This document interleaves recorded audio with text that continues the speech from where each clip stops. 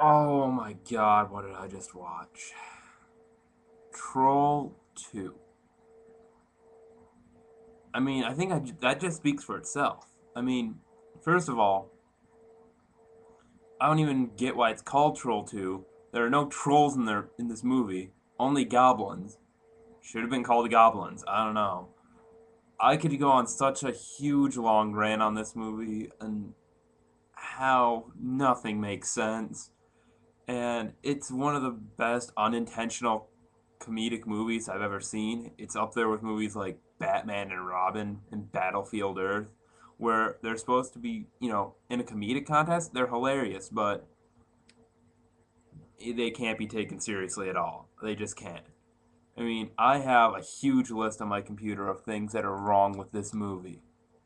And it ends with just a huge number of questions I had during this movie that never get answered, obviously.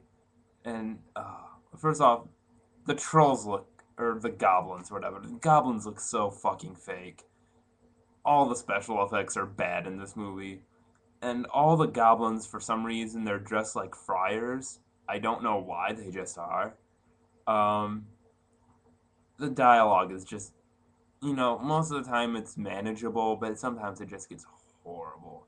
And it doesn't help that the actors, you know, they're decent at best, but the kids are just bad. You know, especially like the teenage daughter, and the son is bad at times too. But everybody's a moron in this movie. I mean, at first we see the other family that apparently they're swapping houses with. I'll get to that in a second. And okay, first off, I wouldn't trust them at all based on the way they act. Oh yes, we will have fun.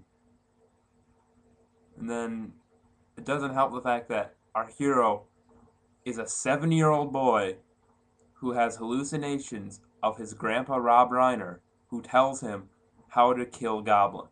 It just seems creepy. And then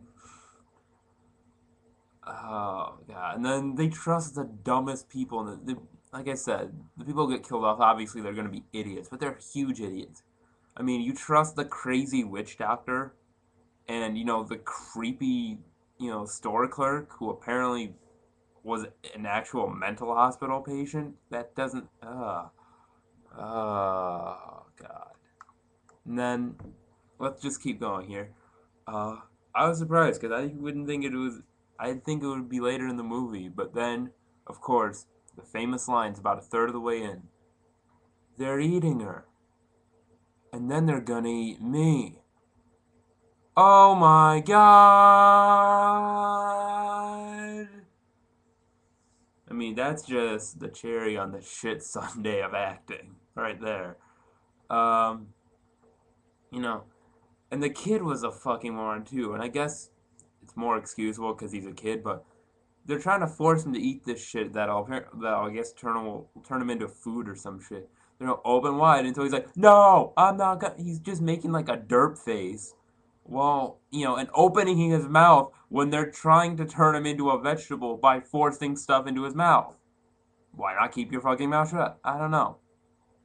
There was one legitimately.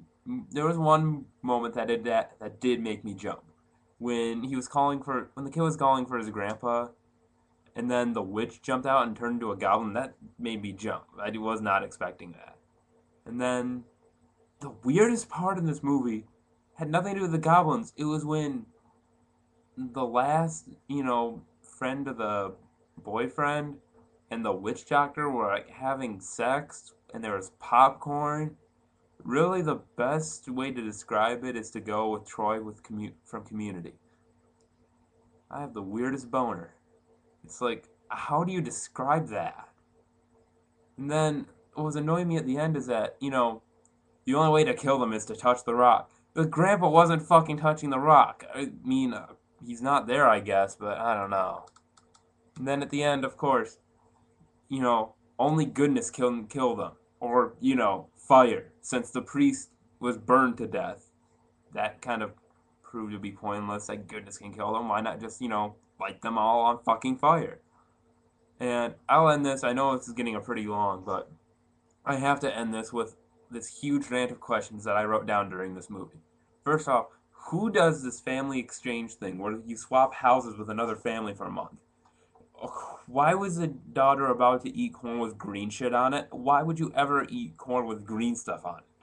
How was the kid able to piss on all the food in the house? Why was the girl dancing in the mirror during the movie? Is that what teenagers did before the internet? Uh, you know, how come they never noticed that the first friend never came back from his smoke outside?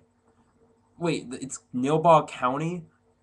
You know, I thought it was just a small town of like 20 people. Now it's a fucking county. Why didn't they go into another town for groceries when they didn't have any here? Why didn't Grandpa Rob Reiner show up, uh, to stop time again for the little kid? Why is nobody worrying about the friend yet? Who gives a 7-year-old a motherfucking Molotov cocktail? Now you bring up their one weakness with like 10 minutes left in the movie. Even though you killed one with fire before, now it's goodness? You know, didn't they kill the goblins in the end? How the fuck did they come back? And you would think they would notice that you didn't have apples in the refrigerator before, or were the goblins smart enough to swap the apples? Because I don't think anybody in this movie is smart. And why would you eat the apples anyway? Why wouldn't you just get new food? All in all, this movie, I can't really give it a rating because as much as this movie appeared to piss me off, it was hilarious for how bad it was. I can't really rate this movie. It's like Phil said in other reviews, with like Teeth in the Human Centipede. This movie is more of an experience. You really have to see this movie in order to believe it. It is that bad.